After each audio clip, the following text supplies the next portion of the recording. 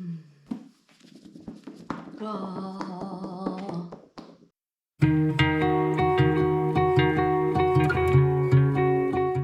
bonjour à tous, j'espère que vous allez bien, que vous passez de bons moments et que vous ne souffrez pas trop de cette chaleur qui tarde à s'en aller.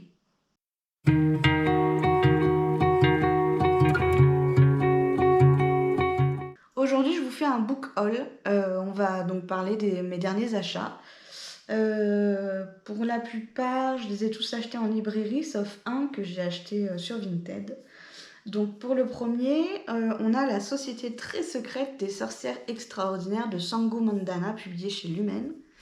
Donc dans ce livre, on va parler d'une sorcière qui s'appelle Mika, qui est youtubeuse et qui elle va recevoir une offre d'emploi assez particulière, comme quoi trois petites filles auraient besoin de son aide pour pouvoir contrôler leur pouvoir, en sachant que normalement, elle ne doit pas dire qu'elle est sorcière. Donc elle décide d'y aller pour s'occuper de ces trois jeunes filles et elle va rencontrer le bibliothécaire de cette grande maison. Et je crois qu'il va y avoir une petite histoire d'amour entre les deux. J'ai déjà commencé à le lire, j'en suis vraiment qu'au début. Hop, j'en suis là. Ouais, c'est une lecture commune normalement qu'on faisait avec Rêve ta vie en lecteur, de la chaîne de Louise, si vous connaissez pas, très très sympa, faut aller voir. Et bon, j'ai raté ma lecture commune parce que c'était une semaine où je faisais d'autres choses, donc j'ai pas pu continuer avec eux, mais voilà. Pour ce petit bijou, pour l'instant, c'est très bien, c'est plutôt sympathique, il y a de l'intrigue, on sait pas ce qui va se passer et tout ça, donc ça semble bien. Et pour le coup, ça risque d'être un Enemies to Lovers, je pense. Donc moi j'aime bien ça. Ensuite, je vais vous parler de 3 romances de Noël. C'est le titre principal du livre, qui est un très beau livre. Donc celui-ci, je l'ai eu sur Vinted par Kimi Collection, de la chaîne Kimi Collection.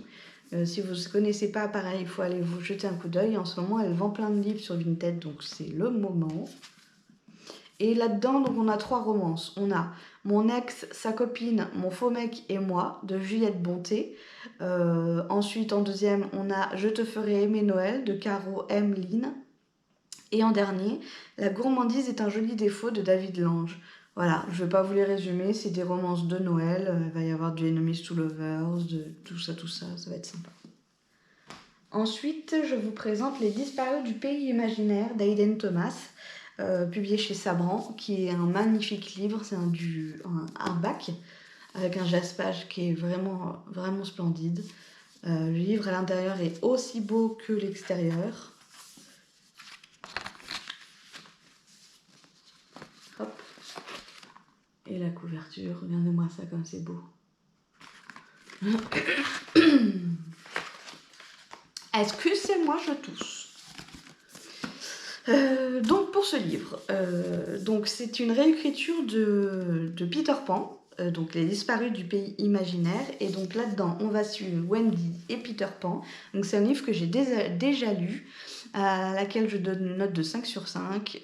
Je vous ferai un plus gros résumé, je pense, dans une prochaine vidéo. On va suivre donc les aventures de Wendy et de Peter Pan. Peter Pan a un sérieux problème et ils vont essayer tous les deux de résoudre le problème de Peter Pan et en même temps de résoudre les disparus. Il y a plein d'enfants qui disparaissent chaque jour. On ne sait pas pourquoi. Voilà. Et donc ça fait un peu polar, énigme policière, un truc comme ça, c'est très sympa. Il n'y a pas du tout de romance là-dedans. C'est un livre vraiment cool. Pour moi, il sort vraiment de ma zone de confort pour le coup, parce que moi je lis des romances et je l'ai adoré, je l'ai vraiment dévoré, je l'ai trouvé super bien écrit, bien fait, c'est fluide, c'est une tuerie. Franchement, il est à lire ce livre, il est vraiment bien. Donc c'est une réécriture de Peter Pan mais sombre, hein, parce que on n'est pas en mode tout le pays des bisounours, bien au contraire, là il se passe vraiment des choses assez sombres. Il n'y a pas de gore, il n'y a pas de trucs sanguinolents, pas du tout, mais c'est pas l'éclate quoi. Ensuite, je vous présente L'Engrange-Temps de Neil Pfeiffer. Alors j'ai un peu de mal à prononcer son nom de famille, mais bon, voilà, je fais de mon mieux. publié chez Hachette Roman. C'est un hardback qui est vraiment magnifique aussi. Voilà, avec un joli jaspage. Je crois que l'intérieur... ouais, si, il est beau. J'allais dire c'est classique, mais non, il est vachement beau. Vous avez donc j'allais dire un mécanisme d'horloge. Voilà. Et il a l'air vachement bien. Je vais vous expliquer le résumé. Donc là, on va suivre Sophie de la Pointe, si je dis pas de bêtises. Ouais, c'est ça. Qui est horlogère, mais surtout, elle est chronolangue. Donc, en fait, elle parle aux horloges. Et elle va devoir, donc elle a son petit rythme de vie tout sympathique, hein, jusqu'au jour où le jumeau du roi va venir la voir pour qu'elle répare un engrange-temps. C'est une horloge qui permet, magique, extrêmement rare, et qui permet de voyager dans le temps. Et en fait, elle a perdu son père il y a déjà quelques années en arrière, dans d'étranges circonstances, et donc elle désire savoir ce qui s'est passé et revoir son père une dernière fois. Donc elle accepte de réparer cet engrange-temps et elle va s'en servir sûrement, alors qu'elle n'a pas vraiment le droit, je pense, hein, à mon sens. Et donc la petite phrase de fin, c'est propulsée dans une aventure périlleuse à la cour royale, Sophie va réaliser à ses dépens qu'on ne joue pas avec les lois du temps sans en payer le prix. Voilà, il a l'air super bien. Ensuite, je vous parle de Ces promesses maudites de Lexi Ryan, publié chez De Saxus, qui est encore un très beau livre, un bac. Pour le coup, celui-là, je crois qu'il a rien de spécial. Oh, je vais y arriver. Donc ça, c'est plutôt joli, sympathique. Et après, là, c'est quelconque. Il y a, vous allez peut-être pas le voir si avec le reflet, là, comme ça, vous voyez, il y a comme un soleil, œil, un truc bizarre. Je ne saurais pas dire ce que c'est pour l'instant. Voilà, je pense qu'il faut lire le livre pour comprendre ce que c'est. Ou pas, peut-être je me trompe. C'est une dague, alors bon, on verra. Alors, de ce que je peux comprendre au niveau du résumé, là, on va suivre Brie, qui est une voleuse extrêmement douée et qui, malheureusement, va perdre sa sœur. Alors, en fait, elle va se faire vendre au cruel roi de la cour de la lune. Du coup, elle n'a pas d'autre choix que de rejoindre le royaume de Féerie, à savoir qu'elle déteste les failles. C'est vraiment pas sa tasse de thé. Et donc pour sauver donc la jeune fille, Brie, elle va passer un accord avec le roi et elle va accepter de voler 3 puissantes reliques, voilà, mais qui a priori ça va pas être facile de les trouver.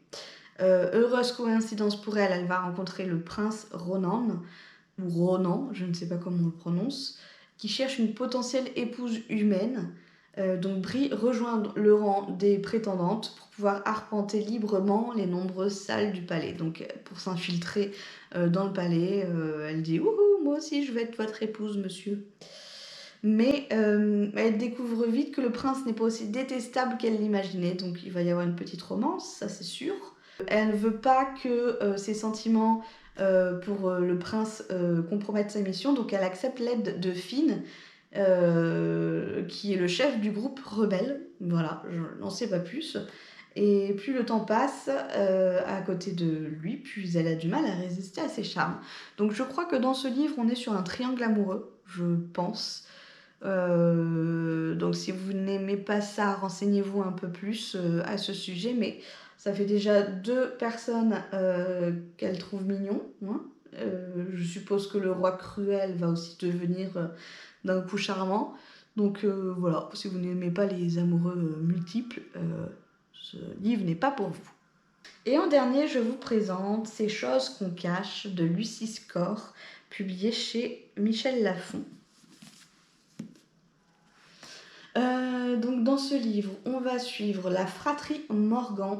Nash est le gentil, chef de la police au charme ravageur. Il peine à se remettre d'une vilaine blessure par balle.